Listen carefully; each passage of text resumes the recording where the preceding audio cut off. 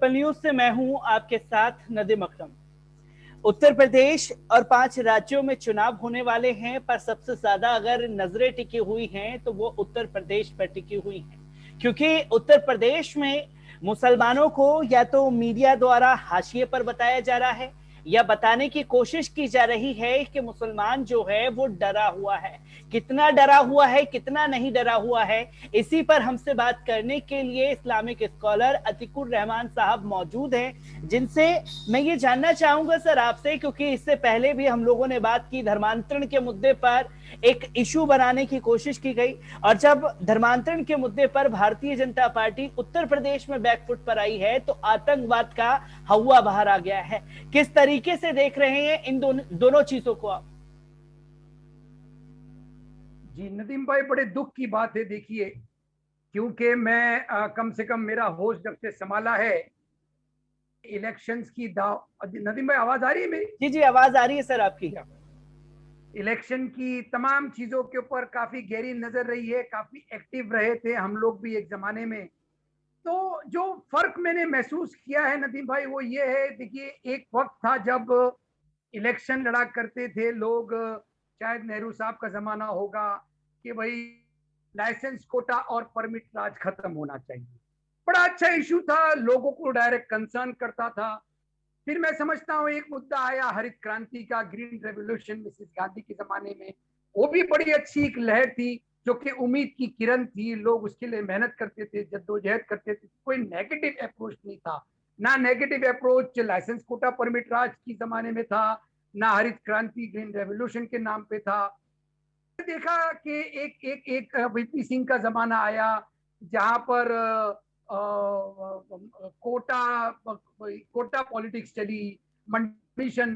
तो उस जमाने में हम लोग, स्टूडेंट का जमाना था, हम कहते थे कि मंडल या मस्जिद हमको नहीं चाहिए, हमको डेवलपमेंट चाहिए। लेकिन उस मंडल के इशू में भी नदीम भाई कोई नेगेटिव अप्रोच नहीं था, क्योंकि वो एक पिछड़े हुए लोगों को समांतर आने की बात थी, कोई नेगेटिव। अब देखिए, अब जो मुद्दे आ रहे हैं वो क्या आ रहे हैं? जिहाद के मुद्दे, लव जिहाद के मुद्दे, धर्मांतर। कितना नेगेटिव अप्रोच है। एक समुदाय को पूरी तरह से आप ब्रिंक की तरफ ढकेलने की कोशिश कर रहे हो, आतंकवादी को घोषित करने की कोशिश कर रहे हो। तो ये क्या है? ये इतना नेगेटिव प्रोपेगेंडा हमको कहां लेकर जाएगा? और इसके ऊपर मैं एक कुछ दिनों पहले नॉन गोदी मीडिया जो हमारा चैनल है उसके ऊपर एक डिबेट देख रहा था, एक बड़ा उठाया था कि भाई ये सारी चीजें अफ्रीका के उन मुल्कों में होती थी जहां पर सरेआम उसके बाद में उस कम्युनिटी को ब्रिंक पे पहुंचाने के बाद, नेगेटिव प्रोपेगेंडा चलाने के बाद उन लोगों का जेनोसाइड होता था, उन लोगों का कत्ले आम होता था। यहां पर मैं शुक्रगुजार हूं नदीम भाई हमारे हिंदू भाइयों का, हमारे उन उन हजरात का जो पढ़ते हैं लिखते हैं, और खास तौर से उस प्रिंट मीडिया की जो एडिटोरियल्स हैं उनका शुक्रगुजार हूं कि वो ये नेगेटिव प्रोपेगेंडा के जाल में नहीं फंसते हैं, और वो हमेशा से एक गंगा जमनी तहजीब, सेक्युलरिज्म, कॉन्स्टिट्यूशनलिज्म की बात करके हमारी डेमोक्रेसी को वो जिंदा रखे हुए हैं। वरना तो कोई उम्मीद नजर नहीं आ रही है नदीम भाई। क्योंकि सर इसी के साथ साथ मैं अभी हाल ही में जो 2 गिरफ्तारियां हुई मिनहाज और मसीरुद्दीन की, उसके ऊपर आना चाहूंगा, क्योंकि लगातार हम देखते हैं जब भी चुनाव आने वाले होते हैं तो ऐसे लोगों को गिरफ्तार कर लिया जाता है, और गिरफ्तारी कर ली जाती है बड़ी बड़ी हेडिंग में, यानी कि फ्रंट पेज पे दिखाया जाता है आतंकवादी है, और जब यही लोग 2 साल, 5 साल, 10 साल, 20 साल बाद रिहा होते हैं तो ये फ्रंट पेज के बजाय आखिरी पन्ने पर छोटे से कॉलम में होता है कि उन लोगों को बरी कर दिया गया जो आतंकवाद के आरोप में फंसाए गए थे। मेरा सवाल यहां यह बनता है कि आखिरकार उन लोगों के ऊपर कार्रवाई कब होगी और कब उन लोगों को सबक सिखाया जाएगा जो ऐसी जिंदगियों को जेल की सलाखों के पीछे सड़ाने का काम करते हैं? कहां वीक पॉइंट है, और जो तंजीमें केस लड़ती हैं वो फिर काउंटर क्यों नहीं उन लोगों के ऊपर कार्रवाई करती है? जी नदीम भाई, बड़ी मुश्किल वक्त है। देखिए ये सबसे पहले तो मैं कहना चाहूंगा कि देखिए कम्युनिटी, मैं ये समझ रहा हूं कि चाहे मुसलमान हो या कोई भी कम्युनिटी हो, उसका उद्धार, उसका डेवलपमेंट कभी भी नहीं हो सकता जब तक कि मुल्क का डेवलपमेंट नहीं हो। मैं कभी भी ये नहीं चाहूंगा, देखिए हमारी हमेशा से लिबरल अप्रोच रही है। मैं रिसर्च असिस्टेंट रहा हूँ डॉक्टर रफीक जकरिया का, जो कि माने हुए इस्लामिक स्कॉलर थे, काफी किताबें उन्होंने लिखी है, मैं उनके साथ काम करता हूँ। हमने बड़ी बारीकी से उस वक्त को देखा है और इन सब चीजों को झेला है, इन इल्जामात को झेला है, टेररिज्म के, कम्युनलिज्म के, आरएसएस के साथ में हमेशा हमारी लड़ाई रही है इसी बात पर कि आप कम्युनल एजेंडा नहीं चला सकते हैं जब तक कि कॉन्स्टिट्यूशन और माइनॉरिटी राइट्स हमारे कॉन्स्टिट्यूशन के फंडामेंटल राइट्स के दायरे में आती हैं, आपका कम्युनल एजेंडा कामयाब नहीं होगा। तो नदीम भाई, ये बहुत मुश्किल बात है कि एक लोगों को आप डेमोनाइज करने के बाद में उम्मीद खत्म हो जाती है, आप उसको नहीं कर सकते हैं और ये कामयाब हो जाते हैं इस बात के ऊपर।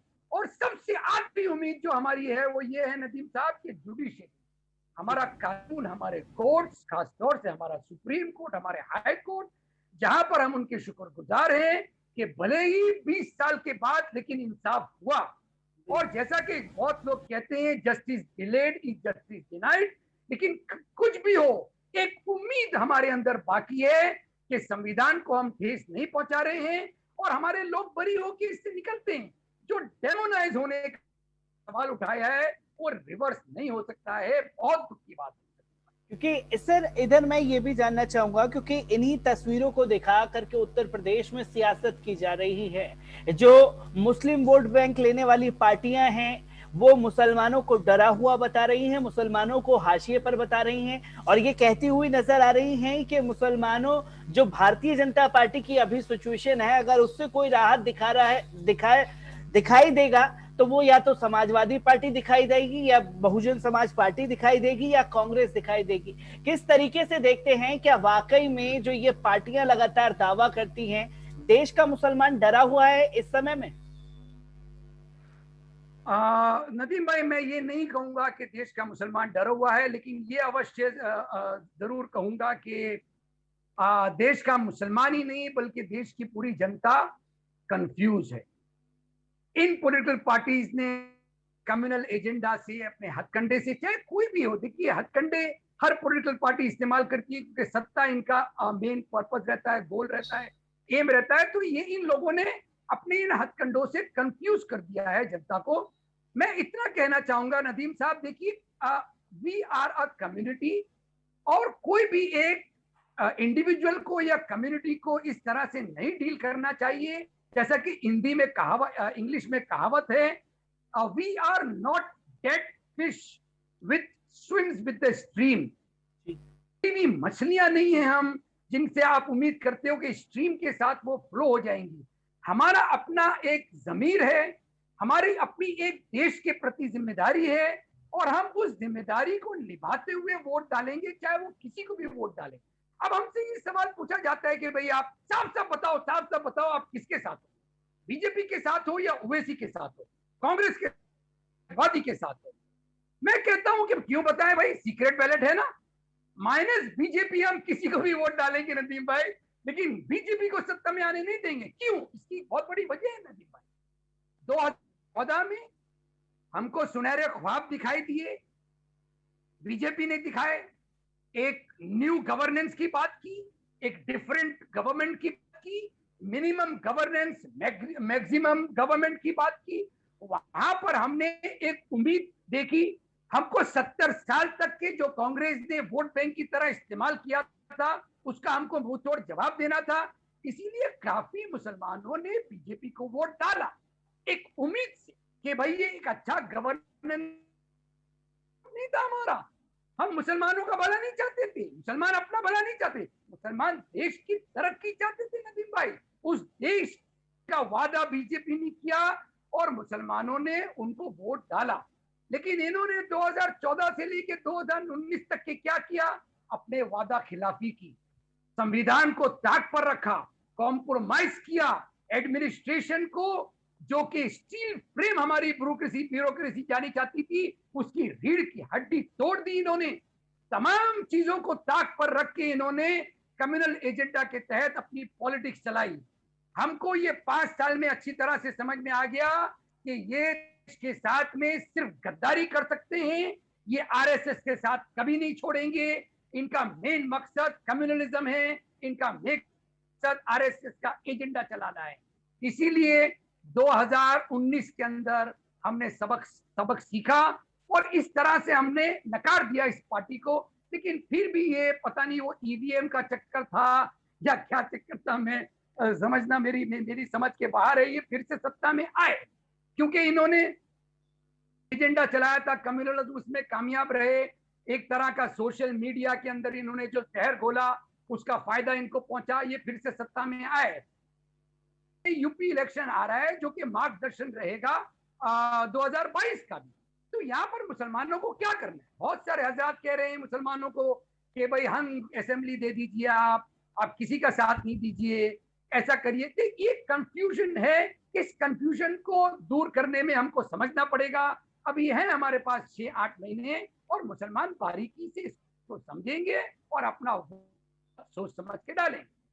मुसलमान जो है यूपी का सोच समझ करके वोट डालेंगे। इस बीच कई नफरत भरी तस्वीरें भी सोशल मीडिया के जरिए सामने आई हैं और इसको कोई सपोर्ट करने वाले कोई आरएसएस के नेता निकलते हैं या भारतीय जनता पार्टी के नेता निकलते हैं। अभी अगर बात की जाए, हाल ही में एक ऐप ऐसी बना दी गई जिसमें मुस्लिम महिलाओं को बदनाम करने की कोशिश की गई। तमाम तरीके से आए दिन हम लोग देख रहे हैं कि भड़काऊ बयानबाजी सामने आती है, जिसमें से एक गोपाल राम भक्त भी शामिल था, उसकी गिरफ्तारी होती है। पर गिरफ्तारी पर भी सवाल लोग ये कर रहे हैं कि अगर किसी मुस्लिम या किसी और जो सरकार के खिलाफ सवाल उठाता है उसकी गिरफ्तारी होती है तो सीधे यूएपीए लगा दिया जाता है और उसके खिलाफ सबूत जुटाने के लिए पुलिस को जद्दोजहद करनी पड़ती है। और जहां सबूत होता है वहां उन लोगों की 1 महीने 2 महीने 3 महीने बाद जेल की सलाखों के बाहर आ जाते हैं, फिर नफरत फैलाते हैं।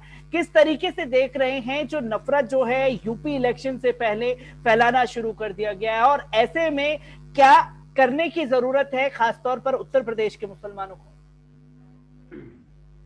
सबसे पहले नदीम साहब, मैं समझता हूं जहां तक सोच है, समझ है कि हम लोगों को कोई तहश में नहीं आना है। अगर कोई ताकतवर है हमारे लिए, अल्टीमेट अगर हमारे लिए किसी ने प्लानिंग की है तो हमारा अल्लाह है। और अल्लाह ने हमको वादा किया है कि अगर हम दीन से जुड़े रहेंगे, अगर हम हुजूर सल्लल्लाहु अलैहि वसल्लम के नक्शे कदम पर चलेंगे, एक साफ सुथरी जिंदगी बगैर किसी का कंधा अपने फराइज और अपनी सुन्नतों को अंजाम देंगे, तो ये ताकतें कभी भी कामयाब नहीं होंगी। और इसका रद्द अमल हमको दिखाई दे रहा है। आज का आप तमाम न्यूज़पेपर्स की ये नदीम साहब, कोर्ट्स ने यूएपीए का जो गैर इस्तेमाल कर रही है बीजेपी, योगी गवर्नमेंट, मोदी गवर्नमेंट, पूरी तरह से कोर्ट ने उन लोगों को ब्रेक लगाया है और वार्निंग दी है कि ये यूएपीए का गलत इस्तेमाल करना बंद करिए। दूसरा एक केस जो सेडिशन को लेकर चल रहा है, हमारे सिद्दीक कप्पन साहब ने जो अपील की है कि भाई ये सेडिशन लॉ बिल्कुल खारिज होना चाहिए, इसका गैर इस्तेमाल हो रहा है। कुछ मैं समझ रहा हूँ 14 दिन का सुप्रीम कोर्ट ने 14 दिन की उनको पीरियड मांगा है। सेंट्रल गवर्नमेंट को वार्निंग दी है कि 14 डेज के अंदर आप बताइए कि सेडिशन को लॉ को आप खत्म करेंगे या नहीं करेंगे, नहीं तो सुप्रीम कोर्ट उसके ऊपर अपना फैसला सुनाएगा। तो ये सब सिल्वर लाइनिंग है इन द डार्क क्लाउड्स। और जैसे मैंने बताया नदीम साहब, हम लोगों को डरने की जरूरत नहीं है। यूपी के मुसलमानों को दीन से जुड़ा रहना है। पूरी खबरों को जो पॉइंट आउट किया आपने ऐप के ऊपर, ये हमको डराया जा रहा है, हमको डेमोनाइज किया जा रहा है, लेकिन हमारा अकीदा अल्लाह की तरफ है, अकीदा है हमारे संविधान की तरफ। और जब तक कि हम संविधान का वो नहीं छोड़ेंगे, साथ नहीं छोड़ेंगे, ये कमी का जुडिशरी को पूरी तरह से हमको इस चीज का एहसास दिलाते रहना है। बारी बारी कोर्ट का दरवाजा खटखटाना है और कोर्ट को इस चीज से आबादा करना है कि ये कम्युनल एजेंडा इंडिया की बर्बादी का रास्ता है। और कोर्ट जब तक हमारे साथ हैं, हमारा संविधान अपने हमारे साथ है, इनकी ये चाल कभी कामयाब नहीं होगी। नकीब साहब, मैं एक आखिरी सवाल लेना चाहूंगा, क्योंकि सोशल मीडिया पर एक आवाज जो है लगातार बुलंद की जा रही है। कोई मुस्लिम पार्टी अगर उत्तर प्रदेश में जाकर के चुनाव लड़ती है तो उसे बीजेपी की बी टीम जो है तमाम पार्टियां करार दे देती है।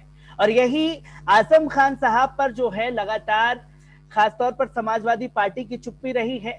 और जब आजम खान जेल में हैं तो महाराष्ट्र से अबू आसिम आजमी को मेन फेस जो है मुसलमानों का वोट रिझाने के लिए बनाया जा रहा है। किस तरीके से देख रहे हैं इन चीजों को आप? जी नदीम साहब, मैंने जहां तक के अंदाजा लगाया है कि देखिए, जवाब तो देना पड़ेगा और डर के जवाब नहीं दिया जा सकता है, हिम्मत से जवाब देना पड़ेगा। सवाल यहां पर यह है कि मुसलमानों को सबसे पहले एक होकर ये है कि हम संविधान के साथ हैं। जहां तक कि इलेक्शन डेमोक्रेटिक प्रोसेस का सवाल है, हम कोई ऐसी पॉलिटिकल पार्टी का साथ नहीं देंगे जो संविधान के बरअक्स बात करेगी, उसके ऑपोजिट बात करेगी। के तौर पर कुछ सालों पहले जब मुलायम सिंह साहब की गवर्नमेंट थी, उन्होंने ऐलान किया था कि जुमा के दिन हम छुट्टी का ऐलान करते हैं, तो नदीम साहब के हजारों हजार मुसलमानों ने अगले दिन तमाम न्यूज़पेपर्स में ये लिखा था, उनको फोन कर करके बताया था कि मुलायम सिंह यादव को हम थैंक्स बट नो थैंक्स बोलते हैं। हम मुसलमान तमाम दुनिया के काम करने के साथ साथ जुमा की नमाज अदा करने के कायल हैं, हमको कोई छुट्टी की जुमा की नमाज अदा करने के लिए। तो ये जो छोटे मोटे हम लोगों के सामने टुकड़े डाल दिए जाते हैं, हमको ये टुकड़ों के ऊपर अपना वोट नहीं बेचना है। हम वोट डालेंगे डेवलपमेंट के साथ, हम वोट डालेंगे हिम्मत के साथ। ओवैसी साहब हो या अबू आसमी साहब हो, हम इनको एक ही पैगाम देना चाहेंगे कि आप नेगेटिव प्रोपेगेंडा नहीं चलाइए, मुसलमान आपके साथ हैं, माइनस बीजेपी जो डेवलपमेंट की बात करेगी मुसलमान उसको वोट डालेगा। चलिए, बहुत बहुत शुक्रिया सर हमसे जुड़ने के लिए।